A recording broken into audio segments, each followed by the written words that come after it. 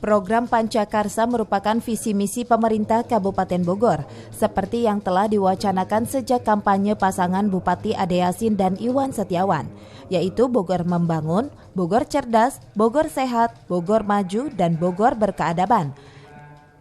Program Pancakarsa ini dinilai sangat tepat bagi kemajuan wilayah Kabupaten Bogor, karena sangat erat kaitannya dengan harapan masyarakat.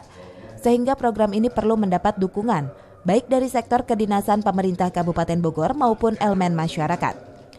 Seperti yang diutarakan Ketua Balad Karya Yudi Agus Soleh saat menggelar acara syukuran atas kepemimpinan pemerintahan Ade Yasin dan Iwan Setiawan dan halal bihalal di Gedung Tegar Beriman Cibinong beberapa waktu lalu. Program-program Bupati Bogor yang tertuang dalam Pancakarsa itu sangat luar biasa dan itu bisa direalisasikan di masa jabatan mereka.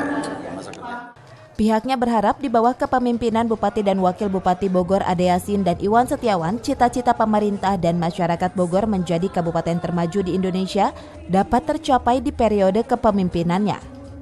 Dari Cibinong, Kabupaten Bogor, Edi Junaidi melaporkan.